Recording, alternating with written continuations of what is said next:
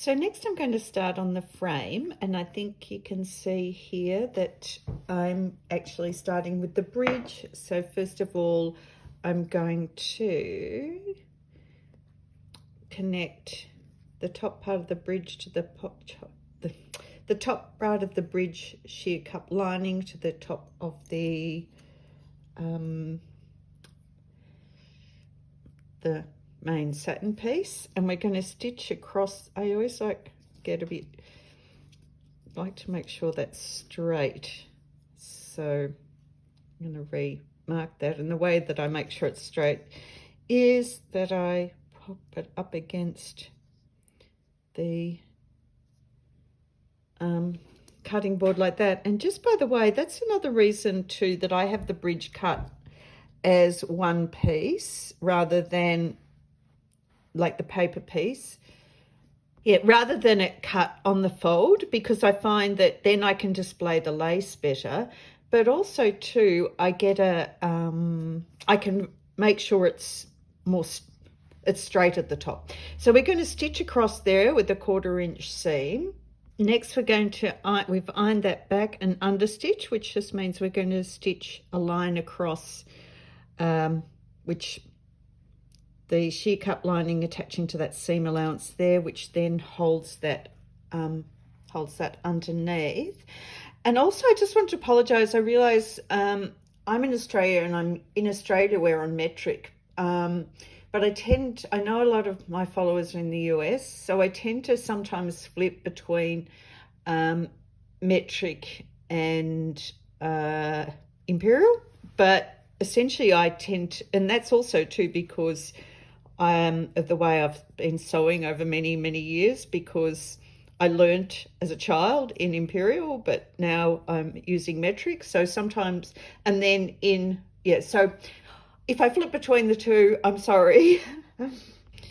So while I sew this, what I was going to say is that one of the other reasons I've done a sew along, apart from the fact that people ask for it, is that I really like teaching, and I've not been able to get any local people interested in coming to a live class.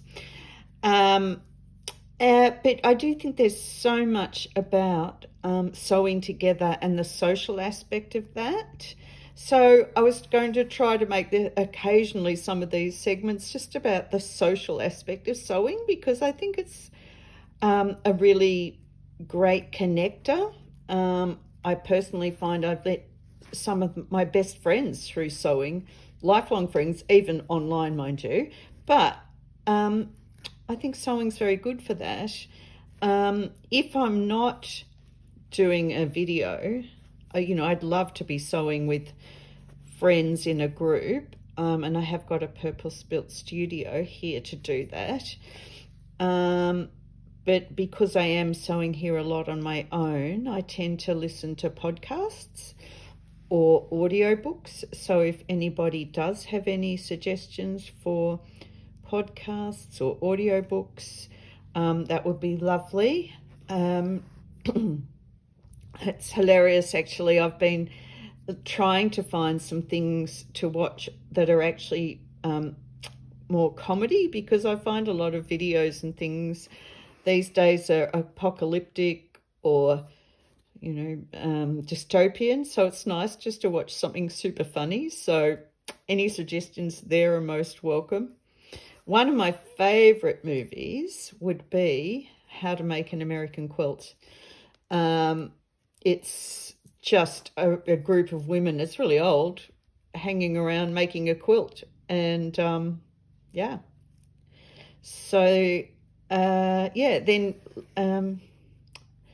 what else can I share about the social aspects of sewing? As you probably read, that I actually learnt to sew with my grandmothers, and so I always have this very fond memory of sitting sewing with my grandmother, particularly Myra, but then in the later years, my grandmother Anne. So you can see how I've finished off that side. And I find this whole process very meditative. I sort of call it active meditation for myself. It's how I really wind down. So I'm just trying to think of other podcasts, books. Anyway, I will turn the video off, and any comments or suggestions for videos to watch or podcasts, that'd be great. So next we're going to attach the side frame to the bridge. So you can see I've finished doing that hand basting. So you need to actually, first of all, pin the side frame to the bridge, this main fabric, making sure that you get the bottom here to match so that when it folds out, there's not a step, if you know it. I think you know what I mean there. So I've got that attached there. Then this, we're actually doing enclosed seams, so we're actually enclosing the bridge between the side frame main piece and the lining, so that sheer cup lining section is getting to attach to the back there. So we do pin that there, and then the sheer cup lining doesn't come quite down as, it doesn't come quite as far, sorry, is to there, so that gets pinned. And then we stitch that with a straight stitch. Then that gets ironed back that way and hand basted to the other side.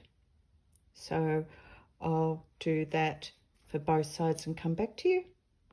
Just with these seam allowances, they in the past I've trimmed and graded them, but I don't do that anymore because I don't like to reduce the integrity of that seam. All I really do, which is what I'll do when I find my scissors, is just trim it slightly to neaten it. I don't grade the seam allowance to reduce the bulk anymore, like I said, because I'm just worried about the integrity of that seam. I have, over the years,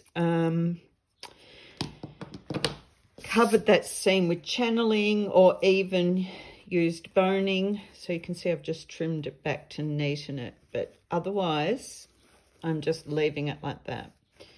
In the past, as I said, I have covered it with channeling and then put boning. I found when I did that, the boning just bent and was really uncomfortable. So then I tried putting the boning this way, and I just found it was bent and uncomfortable. So I have found that so long as I have got this higher side frame here and that larger bra back of a 4x3, that frame on its own I find is supportive enough. You'll notice too, when I get up to the side here, I don't actually put boning there, but you could if you like. I find I don't need it. I find it's more comfortable and more supportive. Well, not necessarily more supportive, but more comfortable without it. So that's what I do there. Just while I've got the needle and thread threaded up to baste that sheer cup lining down, I'm now going to also just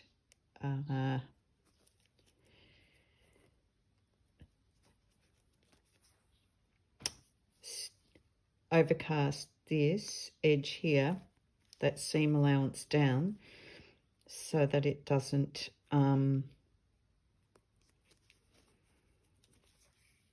I think you know what I'm trying to say. So yeah, I overcast that seam allowance down so it's not visible. Yep. So that's all I'm doing there. So I usually just do that to make sure it's not visible, and then just a few little stitches.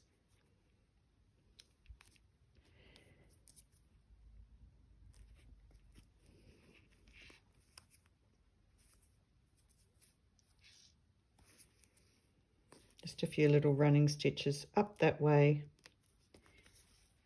just to hold that seam allowance down.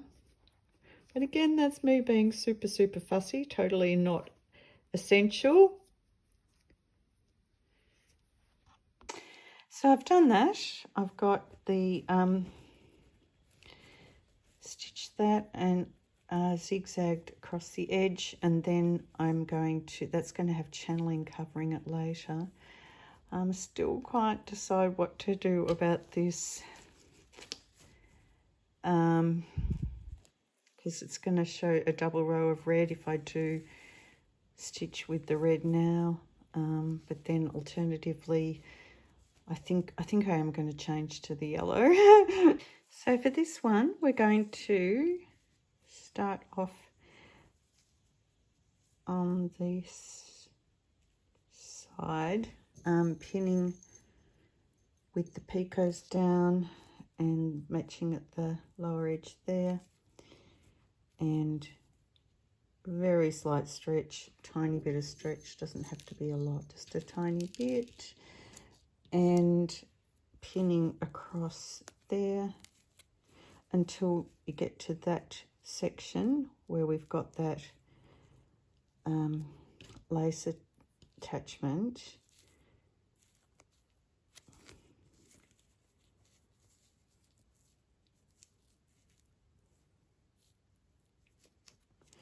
And we're going to pin that so that it will tuck under like that.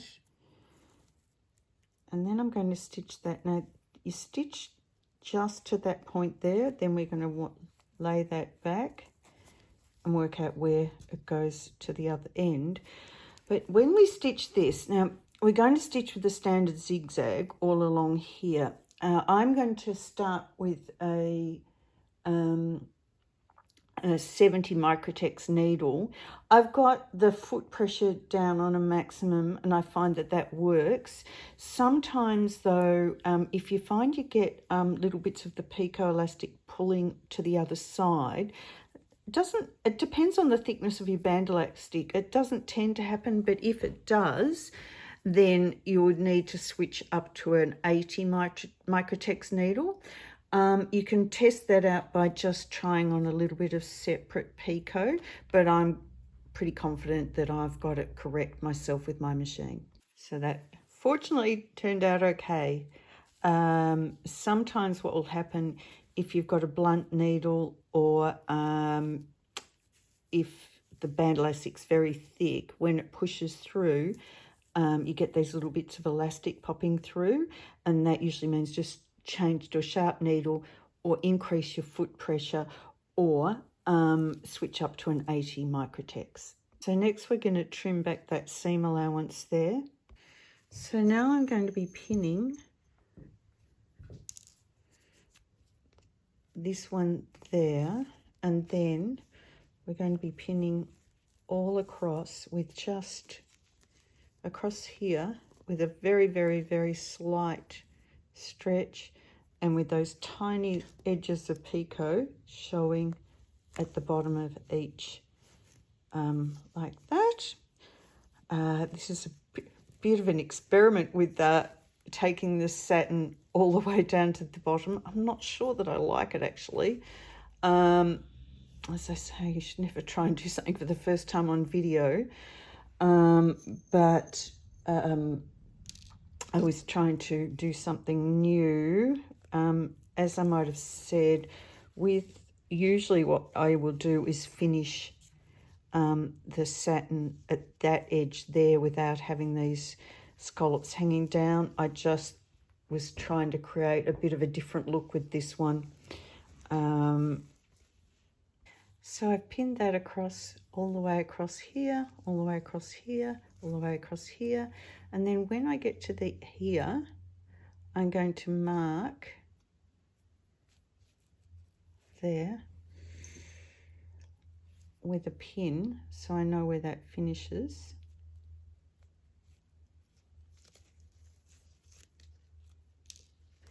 And then I can turn that back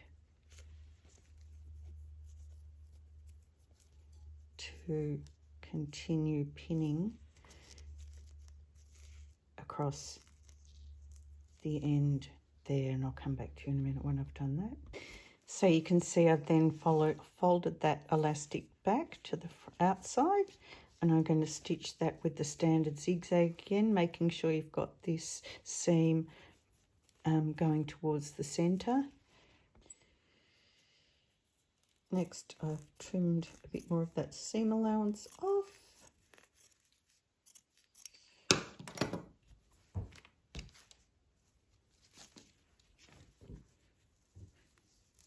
Pin all of that back.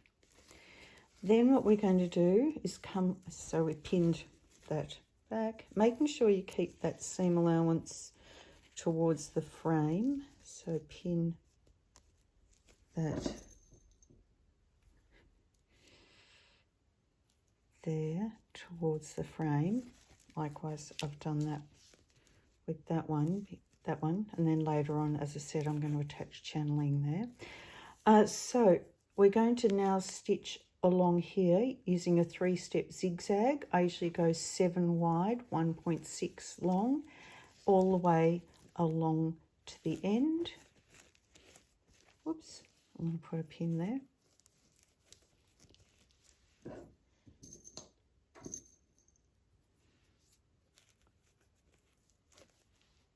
So that's all done. I'm actually glad I went with the yellow thread because that's not too obvious there, and it looks a lot better on the inside than having a double row of red. My only concern here is this little bit, but I'm super fussy. I think I'm going to actually hand stitch that just with some red thread, just so it doesn't fray at that point there and there. Just an overcast stitch, a double overcast stitch. And then I'm going to change the thread back to red to put the cups into the frame, and then I'm going to have to change to, I don't know, this is what happens when you have, I'm going to change back to red to put the cups into the frame next anyway, and we'll work on the channeling next.